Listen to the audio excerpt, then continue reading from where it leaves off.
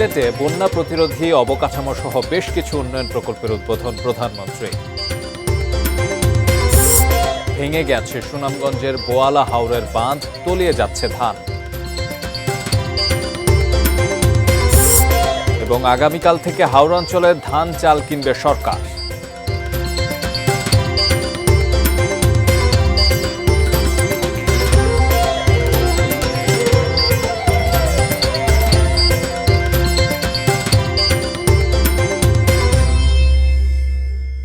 দেখছেন ATN news. দেশের খবরের সাথে আছি আমি তারিক মাহমুদ। এতক্ষণ শুনছিলেন নাসির সিনটেক্স গ্রুপের সৌজন্যে প্রধান শিরোনামগুলি। এবারে পুরো খবর। নদী রক্ষায় সকলকে আরও সচেতন হওয়ার আহ্বান জানিয়ে সিলেটে বন্যা প্রতিরোধী অবকাঠামো উন্নয়ন প্রকল্প উদ্বোধন করলেন প্রধানমন্ত্রী তারেক রহমান। বললেন, ঢাকা সিলেটের যোগাযোগ ব্যবস্থার উন্নতি সহ সরকারের নানা পরিকল্পনার কথা। সমৃদ্ধ ও কাঙ্ক্ষিত বাংলাদেশ বিনির্মাণের সবার সহযোগিতাও চাইলেন প্রধানমন্ত্রী। সিলেট থেকে আরও জানাচ্ছেন আমিনুল ইসলাম। পুণ্যভূমি সিলেটে শনিবার সকাল 10টার দিকে পৌঁছে প্রধানমন্ত্রী তারেক রহমান যান হযরত শাহজালাল রাদিয়াল্লাহু তাআলা আনহুর মাজার জিয়ারতে। সেখান থেকে সুরমা নদী তীরবর্তী চাঁদনী ঘাটে জলাবদ্ধতা নিরসন, বন্যা প্রতিরোধী অবকাঠামো নির্মাণ প্রকল্পের ভিত্তিপ্রস্তর স্থাপন করেন সরকার প্রধান। এরপর সিলেট সিটি কর্পোরেশনের সুধী সমাবেশে যোগ দেন প্রধানমন্ত্রী। বক্তব্যে তিনি বলেন, অতিবৃষ্টি ও পাহাড়ি ঢলের ক্ষতিরোধ সহ কৃষি উন্নয়ন নিশ্চিত করতেই খাল খনন কর্মসূচি চালু করা হয়েছে। এই কাজটি সম্পন্ন হলে আমরা ধরে নিতে পারি ইনশাল্লাহ সিলেট শহরে জলাবদ্ধতা হবে না। অতিবৃষ্টি হলেও বা বৃষ্টি হলেও জলাবদ্ধতা হবে না। ঢাকা সিলেট সড়কের দুরবস্থার কথা তুলে ধরে তা নিরসনের প্রতিশ্রুতি দেন তারেক রহমান। বলেন, সড়ক পথের পাশাপাশি রেল যোগাযোগ আরও উন্নত করা হবে। 11টি জায়গায় যেখানে সমস্যা রয়ে গিয়েছে, প্রশাসনিক সমস্যা রয়ে গেছে, সেই এছাড়াও কিছু সমস্যা আছে যে কারণে কাজটি বন্ধ হয়ে পড়েছিল। সংশ্লিষ্ট মন্ত্রণালয় উদ্যোগ নিয়েছে। আমি আশা করছি ইনশাল্লাহ দ্রুততম সময়ে আমরা এই কাজটি শুরু করতে পারবো, রাস্তার কাজ আমরা শুরু করতে পারবো। ঢাকা সিলেট বা সিলেট ঢাকা রেল ব্যবস্থা উন্নতি হচ্ছে। আমরা চেষ্টা করছি ডবল লাইন কিভাবে করা যায়, ডাবল লাইনের মাধ্যমে এই সমস্যাটার সমাধান করা যায়, দ্রুততর করা যায়। ঢাকা সিলেট বা সিলেট ঢাকা রেলওয়ের ব্যবস্থা। প্রধানমন্ত্রী জানান, সিলেট মেডিকেল কলেজ হাসপাতালকে 1200 শয্যায় উন্নীত করা হবে, চালু করা হবে আইটি পার্ক। সিলেট মেডিকেল কলেজের অধীনে 250 শয্যার একটি হাসপাতাল, এই হাসপাতালটি আমরা চেষ্টা করছি দ্রুত যাতে চালু হতে পারে ইনশাআল্লাহ। সিলেটে শিল্প কারখানা প্রতিষ্ঠা ও দেশি বিদেশি বিনিয়োগের পরিবেশ তৈরির কথা জানিয়ে প্রত্যাশিত বাংলাদেশ গড়ার অঙ্গীকারের কথা বলেন প্রধানমন্ত্রী। আমরা সিদ্ধান্ত গ্রহণ করেছি এই কলকারখানাগুলোকে যত দ্রুত সম্ভব কারণ বের করে যত দ্রুত সম্ভব, যদি দরকার হয় আমরা প্রাইভেটাইজ করবো সেগুলোকে। প্রধানমন্ত্রী তারেক রহমান যখন সিলেট সফর করছেন তখন সিলেট অঞ্চলের একটি বড় অংশ বন্যা কবলিত। আর তিনি তার এই সফরে সুরমা নদীর পাড়ে বন্যা প্রতিরোধী অবকাঠামো উন্নয়ন প্রকল্প চালু করলেন। এর মধ্য দিয়ে সামনে কি সুফল আসবে সেটি আসলে পরে দেখা যাবে। তবে 2022 সালে যে ভয়াবহ বন্যায় কবলিত হয়েছিল এই সিলেট শহর, তার দেখতে চায় না এই শহরের মানুষ। সিলেট থেকে আমিনুল ইসলাম, এটিএন নিউজ। এদিকে সিলেটের বাশিয়া নদীর পুনঃখনন কাজ উদ্বোধন করলেন প্রধানমন্ত্রী তারেক রহমান। বেলা 1:30টার দিকে কাশীপুর ইউনিয়নে প্রধানমন্ত্রী নিজে কোদাল হাতে মাটি কেটে কর্মসূচির উদ্বোধন করেন। এলাকাবাসীর উদ্দেশ্যে প্রধানমন্ত্রী বলেন, 77 সালে এই বাশিয়া নদী শহীদ রাষ্ট্রপতি জিয়াউর রহমান খনন করেছিলেন। আবার তা ভরাট হয়ে গেছে। পুনঃখননের ফলে নদীটি প্রাণ ফিরে পাবে, যাতে প্রায় 80,000 কৃষক সরাসরি সুফল পাবেন। আর পরোক্ষভাবে উপকৃত হবেন অন্তত 1.5 লাখ কৃষক। ফলে প্রায় 7,000 মেট্রিক টন ফসল বেশি উৎপাদন হবে আশা করে প্রধানমন্ত্রী বলেন, শুধু এই নদীটি নয়, সারা দেশেই খাল ও নদী খনন করা হবে। এরই মধ্যে দেশের 7টি জায়গায় খাল খনন শুরু হয়েছে বলে জানান প্রধানমন্ত্রী।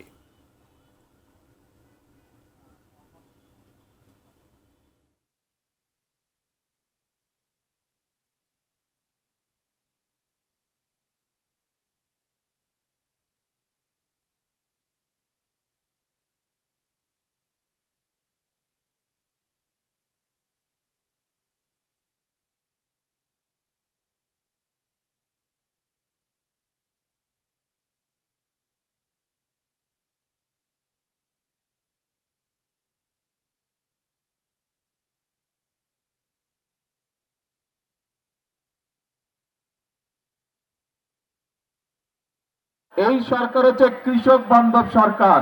আমাদের একমাত্র জবাবদিহিতা হচ্ছে এই দেশের মানুষের কাছে, এই দেশের জনগণের কাছে।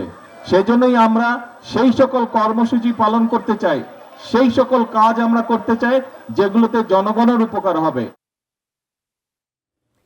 সিলেটে নতুন করে স্পোর্টসের উদ্বোধনী অনুষ্ঠানে প্রধানমন্ত্রী তারেক রহমান আছেন। আমরা সেখানে যাচ্ছি আমাদের সহকর্মী আমিনুল ইসলামের কাছে। আমিনুল, আমরা সরাসরি চলে যাচ্ছি সে আয়োজনে।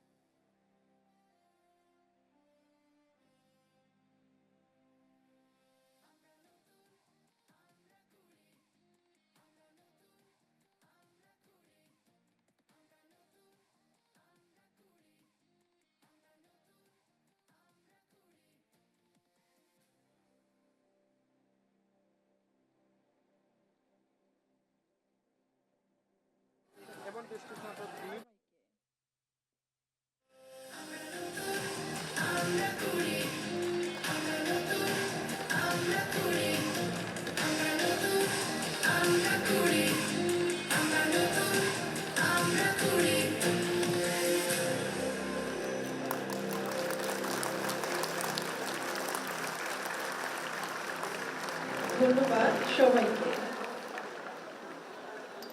এখন বাংলাদেশ ক্রীড়া শিক্ষা প্রতিষ্ঠান বিকেএসপির শিশু কিশোর শিক্ষার্থীদের পরিবেশনায় নতুন করে স্পোর্টস 2026 কর্মসূচির football, cricket, kabaddi, athletics, badminton, দাবা, সাঁতার এবং মার্শাল আর্ট এই 8টি খেলার প্রদর্শনী।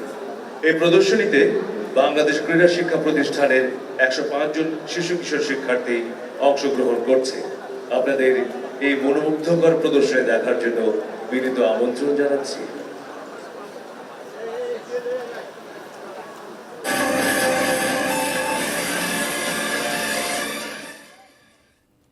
দর্শক, সিলেটে নতুন করে স্পোর্টস উদ্বোধন অনুষ্ঠানে আছেন প্রধানমন্ত্রী তারেক রহমান। আমরা এতক্ষণ ছিলাম সে আয়োজনে। অন্য প্রসঙ্গ, সুনামগঞ্জের বোয়ালা হাওরের বাঁধ ভেঙে পানি প্রবেশ করে তুলে যাচ্ছে কৃষকের সোনালী ধান। সকালে সোমেশ্বরী নদীর পানির প্রবল চাপে মধ্যনগর উপজেলার বোয়ালা হাওরের বাঁধ ভেঙে যায়। উপজেলা প্রশাসন জানায়, বৃষ্টি ও পাহাড়ি ঢলে সোমেশ্বরী নদীর পানি বৃদ্ধি পেয়ে সকালেই বাঁধের উপর দিয়ে প্রথমে হাওরে পানি প্রবেশ করতে থাকে। পরে পানির গতিবেগ তীব্র হওয়ায় হাওর রক্ষা বাঁধটি ভেঙে যায়। এতে হাওরের 84 হেক্টর বড় ধান তলিয়ে গেছে। তবে কৃষকদের দাবি, বাঁধ ভেঙে যাওয়ায় এই হাওরের অন্তত 200 হেক্টর ধান পানির নিচে তলিয়ে গেছে।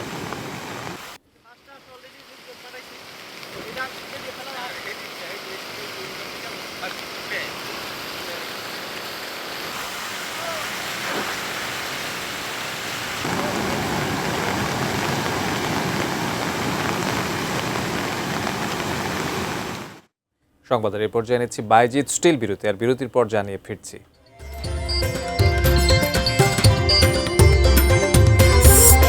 দুই জেলায় সড়কে প্রাণ গেল 4 জনের।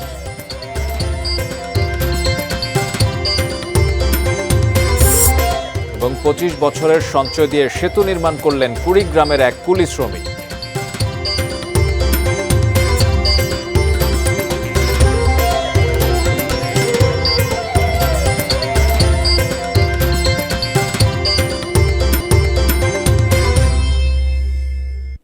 বিরতির পর আমন্ত্রণ দেশের খবরে।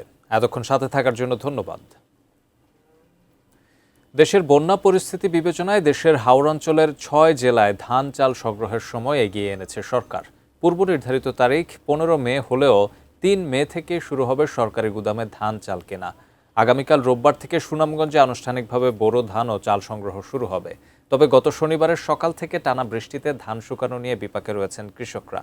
মৌলভীবাজারের হাকালুকি হাওরেও বোরো ধানের ক্ষেত পানিতে তুলে যাওয়ায় কৃষকেরা পড়েছেন চরম ক্ষতির মুখে। তীব্র শ্রমিক সংকটের পাশাপাশি পাকা ধান শুকানোর সুযোগ না থাকায় ধানে পচনের ঝুঁকি বাড়ছে। নেত্রকোনায় হাওরগুলোতেও একই চিত্র। এবছর প্রায় 13,000 মেট্রিক টন ধান 36 টাকা কেজি দরে ও 61,000 মেট্রিক টন চাল 59 টাকা কেজি দরে সংগ্রহ করবে সরকার। ধান চাল সংগ্রহ কার্যক্রম শুরু হবে হবিগঞ্জেও। জেলায় ক্ষতিগ্রস্ত কৃষকদের কাছ থেকে কেনা হবে 8,090 মেট্রিক টন ধান। এছাড়াও সিলেট ও কিশোরগঞ্জের হাওরে ক্ষতিগ্রস্ত কৃষকদের ধান আগাম কেনার সিদ্ধান্ত নিয়েছে খাদ্য মন্ত্রণালয়।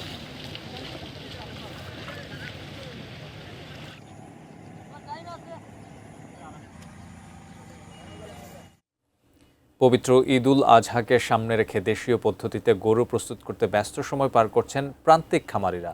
ক্ষতিকর কেমিক্যাল এড়িয়ে কাঁচা ঘাস ও দানাদার খাবার দিয়ে পশুর লালন পালন করা হচ্ছে বলে জানিয়েছেন তারা। সাভার থেকে বিস্তারিত জানাচ্ছেন প্রতিনিধি কামরুজ্জামান। কামরুজ্জামান, এবছর খামারিরা কেমন পরিশ্রম করছেন তাদের গরুকে বাজারে তুলতে, এবং সার্বিকভাবে তারা কতটুকু লাভবান হতে পারেন বলে আশা করা যাচ্ছে? ধন্যবাদ তারেক। যেমনটি বলছিলেন আপনি, আমি কিন্তু এই মুহূর্তে রয়েছি সাভারের হেমায়েতপুরের ঠিক লালন ডেইরি ফার্মে কিন্তু আমি রয়েছি। এখানে দেখছেন আমার পিছনে কিন্তু থরে থরে কিন্তু গরু রয়েছে, এবং এই গরু কিন্তু এই যেভাবে তাজাকরণ করা হচ্ছে একদম, মানে এখানকে যারা খামারে যারা পরিচর্যা করছে তাদের সাথে কথা বলেছি, তারা আমাদেরকে জানিয়েছে একদম যে কাঁচা ঘাস এবং ন্যাচারাল খাবার খাইয়ে তারা কিন্তু গরু কিন্তু প্রস্তুত করা হচ্ছে। এবং আপনি দেখতেই পাচ্ছেন এই খামারে কিন্তু রয়েছে 250টি গরু, তার মধ্যে 100টি গরু কিন্তু এবারকে ঈদে কিন্তু মোটা তাজাকরণ এবং এছাড়াও তারা বাজারজাতকরণ কিন্তু করবে বলে আমাদেরকে জানিয়েছে এখানকে যারা খামারি রয়েছে। আমরা কথা বলেছিলাম এখানকে যে খামারের যিনি মালিক, আমরা লালন সরকারের সাথে, তিনি বলেছেন যে আমরা এবার একদম প্রাকৃতিক উপায়ে কিন্তু কাঁচা ঘাস এবং দানাদার খাবার যেমন ভুট্টা, তারপরে যেসব সুজি বা গমের ছাল, এই সমস্ত কিন্তু আরো যাও, এগুলা কিন্তু গরুর প্রতিদিনের যে খাবার তারা কিন্তু খাওয়াচ্ছে। এছাড়াও এখানকার যিনি যারা তার নিজস্ব কিন্তু ডাক্তারও রয়েছে তাদের এই ফার্মে, কিন্তু তারা যে কোনো আসলে অপ্রীতিকর ঘটনা, যে কোনো গরুর যে কোনো সমস্যা এড়াতে কিন্তু তারা কিন্তু প্রস্তুত রয়েছে। এবং যে এই যে গরু পরিচর্যা করছে এবং এই গরুর কিন্তু এবারকের যে আহ পরিচর্যা সেটি কিন্তু তারা করছে, এবং এছাড়াও বাজারে কিন্তু তারা 100টি গরু এবার কিন্তু বিক্রি করবে বলে আমাদেরকে জানিয়েছে। এই ছিল সর্বশেষ আমার কাছে। আমরা ফিরে যাচ্ছি স্টুডিও তারিখের কাছে। তারিখ, কামরুজ্জামান, আপনাকে ধন্যবাদ আমাদের সঙ্গে যুক্ত হবার জন্য। এবার আমরা একটু যাব মানিকগঞ্জে পশুর খামারিরা ব্যস্ত সময় পার করছেন। সদর উপজেলার হাটিপাড়া ইউনিয়ন থেকে সরাসরি যুক্ত হচ্ছেন মানিকগঞ্জ প্রতিনিধি মোহাম্মদ সুজন খন্দকার। সুজন, আপনি যেই খামারে রয়েছেন সেখানে কয়টি গরু রয়েছে, এবং খামারিরা কেমন ব্যস্ত সময় পার করছেন এইসব গরু মোটা তাজাকরণে? জি, ধন্যবাদ আপনাকে। আপনি যেমনটি বলছিলেন, আমি যেই খামারটিতে রয়েছি এই খামারে আসলে 2টা সেটে মোট 100টা গরু রয়েছে, এবং আপনি জানেন যে এই মাসের শেষের দিকে কিন্তু কোরবানির ঈদ অনুষ্ঠিত হবে। এখন কিন্তু তারা ভীষণই ব্যস্ত, বিশেষ করে শেষ মুহূর্তের কিন্তু তারা যে গরু মোটা তাজাকরণ করতে ব্যস্ত, কারণ আর কয়েকদিন পর থেকে কিন্তু বিক্রি শুরু হবে। এর পাশাপাশি আপনাকে বলি যে বিগত সময়ের থেকে এবার ঈদে কিন্তু কোরবানির ঈদে যারা খামারি রয়েছে, বিশেষ করে প্রান্তিক খামারি, এরা কিন্তু বেশি লাভ করার আশা করছেন। কারণ হচ্ছে যে এবার নতুন সরকারের কাছে তাদের প্রত্যাশা অনেক যে এবার ইন্ডিয়া থেকে গরু আসবে না, গরু যদি না আসে তারা ভালো লাভবান হতে পারবেন। এর পাশাপাশি তারা বলছেন যে খামারিরা বলছেন যে গরু লালন পালন করতে এবার কিন্তু তাদের খরচ বেশি। ইরান এবং আমেরিকার মধ্যে যে যুদ্ধ চলছে, বিশেষ করে এই যুদ্ধের প্রভাব কিন্তু এই খামারের উপর পড়েছে। কারণ হচ্ছে যে গরুর যে দানাদার খাবার এই পুরাটাই কিন্তু বিশেষ করে অনেক বড় একটা অংশ কিন্তু বিদেশ থেকে আমদানি করতে হয়। সেক্ষেত্রে কিন্তু এর দাম বেড়েছে। প্রতিটা দানাদার খাবার, বিশেষ করে কোড়া, বসি, খোল, এ ধরনের যে সমস্ত খাবার রয়েছে এগুলোর দাম বেড়েছে। এর পাশাপাশি ভ্যাকসিনের কিন্তু দাম বেড়েছে। সব মিলিয়ে যদি বলি যে এবারকার যারা খামারি রয়েছে তারা কিন্তু যদি সরকারের কাছে প্রত্যাশা যদি ভালো একটা দাম পায় তাহলে কিন্তু লাভবান হতে পারবেন। এর পাশাপাশি আমি যে জায়গাটিতে রয়েছি এই জেলার মানুষ কিন্তু সব থেকে বেশি প্রান্তিক, অর্থাৎ ছোট ছোট প্রান্তিক যে সমস্ত খামার রয়েছে তারা 1টা থেকে 5টা পর্যন্ত গরু কিন্তু তারা লালন পালন করছে এবং বেশিরভাগই কিন্তু মৌসুমী খামারি। তারা এই কোরবানির ঈদকে কেন্দ্র করে অর্থাৎ ঈদ আসার 4 মাস বা 5 মাস আগে থেকেই মূলত এই গরু মোটাতাজাকরণ শুরু করে এবং ঈদের সময় তারা বিক্রি করবে। যে এই ছিল এখনকার মতো আমার কাছে সর্বশেষ। সুজন, আপনাকে ধন্যবাদ আমাদের সঙ্গে যুক্ত হবার জন্য। দর্শক, মানিকগঞ্জ থেকে যুক্ত হয়েছিলেন আমাদের সহকর্মী সুজন খন্দকার। দেশের খবরে এই পর্যায়ে আরও একবার নিচ্ছি ছোট্ট একটা বিরতি, সঙ্গেই থাকুন।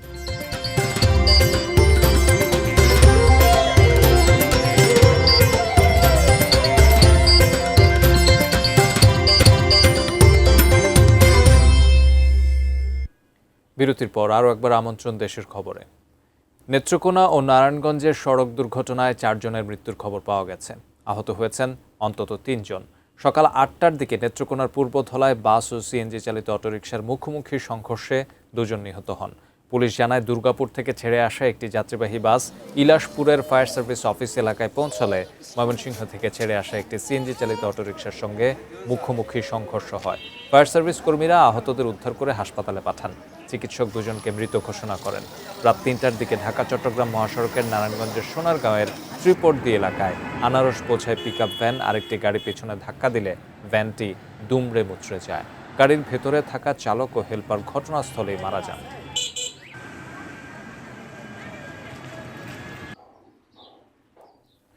খাগড়াছড়ির মহালছড়ি উপজেলার লেবুছড়িতে পানির মোটর মেরামত করতে গিয়ে বিদ্যুৎস্পৃষ্ট হয়ে এক যুবকের মৃত্যু হয়েছে।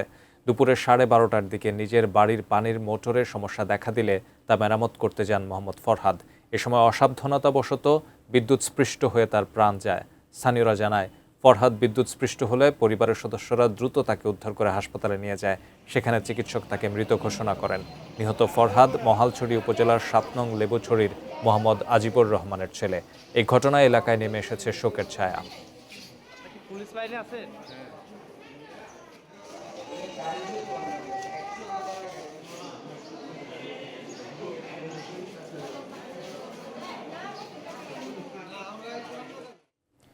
দেশের খবর শেষ করার আগে নাসির সিনটেক্স গ্রুপের সৌজন্যে প্রধান শিরোনামগুলো দেখে নেব আরও একবার।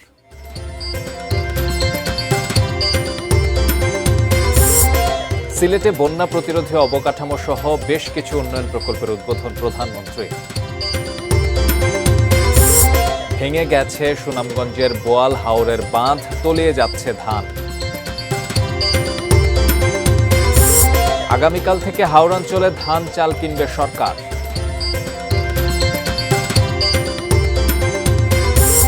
দুই জেলায় সড়কে প্রাণ গেল 4 জনের।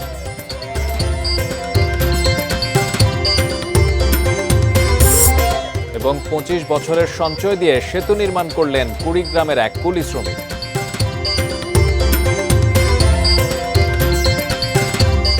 এই ছিল দেশের খবরে। কাল আবারও দেখা হবে একই সময়ে। সে পর্যন্ত সবার জন্য শুভকামনা।